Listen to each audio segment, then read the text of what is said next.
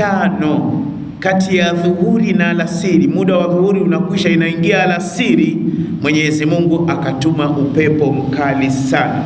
Ule upepo ulikuwa unamnyanyua ngamia na kumnyanyua juu kama kikaratasi namna hii na kumpiga kwenye ukuta wa mawe pale kwenye mlima. Yule ngamia anachanika, anakuwa ni nyama. Aliomba dua nzito sana pale Mtume sallallahu alayhi wasallam. Lile eneo ndugu zangu linafikika pale chini ya ule kile kwenye msikiti kidogo pale kwa chini. Sasa pale angalia, leo kesho, hata ingekuwa sasa hivi tunapita pale, kuna ukuta mweupe. Ule ukuta ni makaburi ya baadhi ya masahaba radhiyallahu anhum waliokuwa wamezikwa pale. Sawa, hilo ni tukio la ngapi? Tukio la kwanza, la pili, la tatu. Hilo ni tukio la 4 la ghazwat al-Ahzab.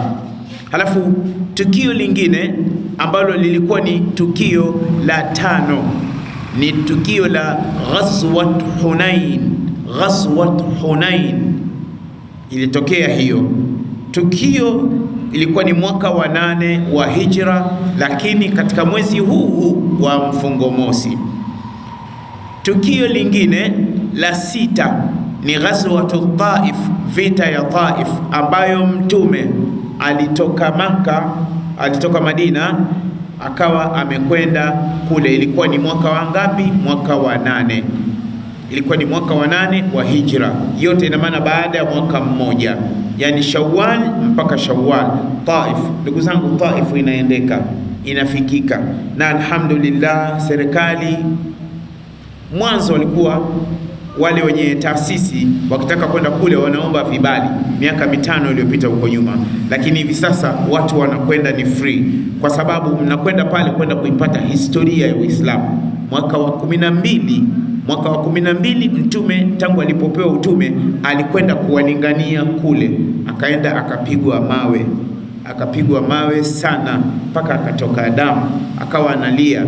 Amekwenda kuwalingania waseme la ilaha illa Allah, wamwabudu Allah. Hakuwaomba hela, hakuwaomba chakula, hakuwaomba msaada wote. Anawaambia semeni la ilaha illa Allah ili Allah asimame na nyinyi mumwabudu yeye. Wakawa wamempiga mawe Mtume, akawa amejeruhiwa sana. Ndugu zangu, sikilizeni, ile sehemu aliyopigwa Mtume mawe, ile sehemu kuna kijimsikiti kidogo. Wakati huo kulikuwa hakuna msikiti kabisa, lakini alipigwa mawe. Baada ya kupigwa mawe akawa amekaa chini. Alipokuwa amekaa chini, anatokwa na damu, akaja kijana mmoja anaitwa Addas kutoka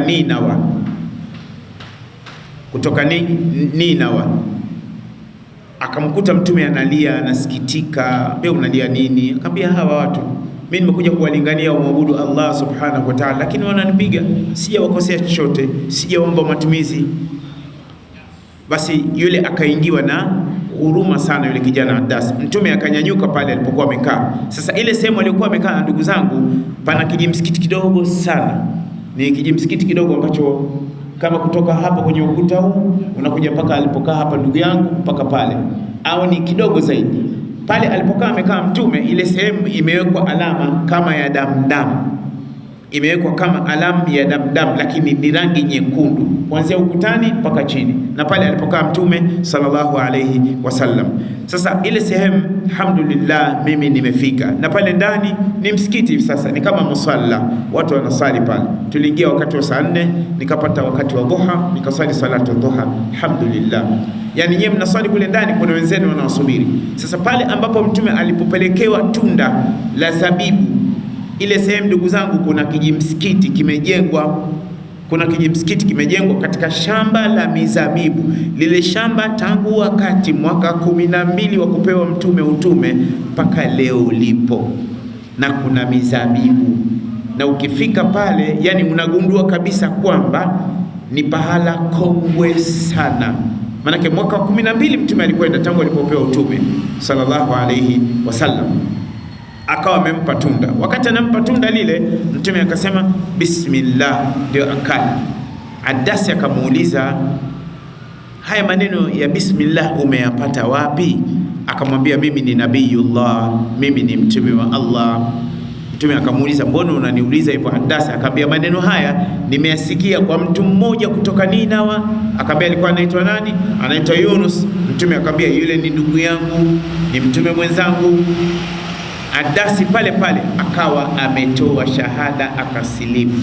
Pahala alipokula mtume tunda la zabibu, na kwenye shamba ile eneo kipo kijimsikiti, watu wanasali pale, mataifa mbalimbali wanakuja, kuna vijijumba vya miaka hiyo vipo. Tuache ubishi, twendeni tukatembee maeneo ya historia. Waislamu wenzangu na washauri Waislamu wenzangu, sawa, na washauri Waislamu wenzangu, chukua familia yako katika mwezi Disemba, sawa, watoto wanakuwa wapo likizo, chukua familia yako, nenda nao Maka, mfanye umra, kaa siku utakazokawe kulingana na uwezo wako, mwende Madina kwa Rasulullah sallallahu alaihi wasallama, watoto wapaone, wasali katika msikiti wa mtume na uwafahamishe hapa, la sivyo mtafute mtu ambaye atakayekuwa anawaelekeza. Halafu mkirudi Maka, sawa, mnakwenda Taif.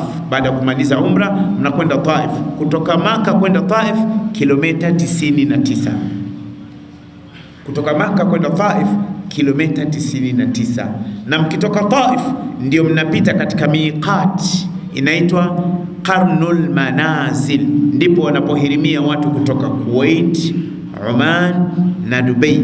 Kuna msikiti mkubwa smart sana, na kuna parking nzuri kubwa sana, vyoo vya kutosha, sehemu ya kutawadhia ya kutosha, yani magari yanapaki mengi sana.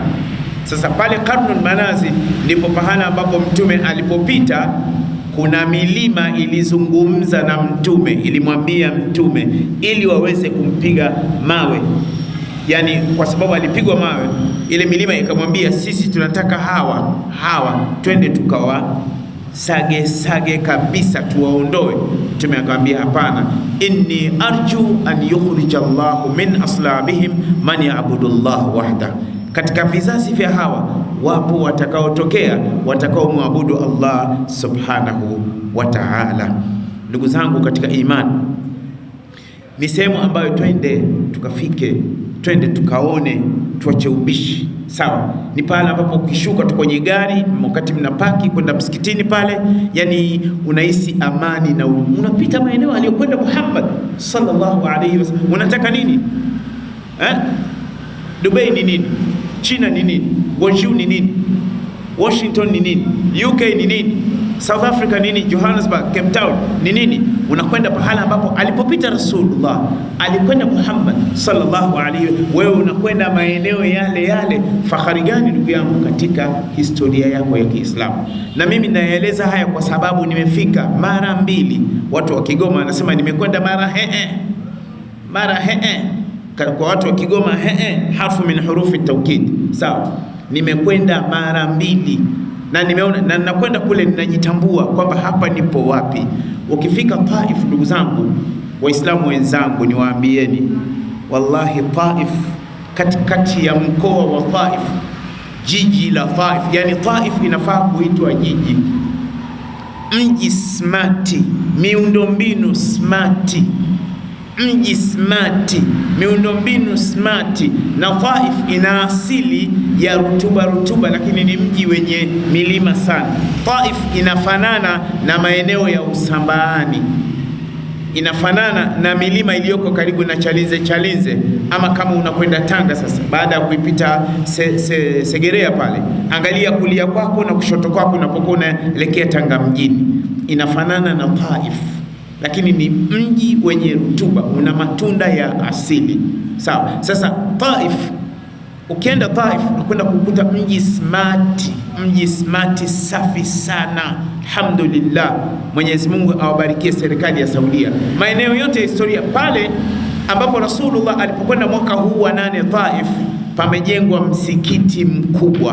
Huu msikiti wa mwenye mkuu, kwa msikiti ule wa Taif Abdullah ibn Abbas, msikiti wa mwenye mkuu unaingia mara 2. Msikiti wa mwenye mkuu unaingia mara 2. Ni mpana sana, ni mrefu sana. Manake nimefanya kusudi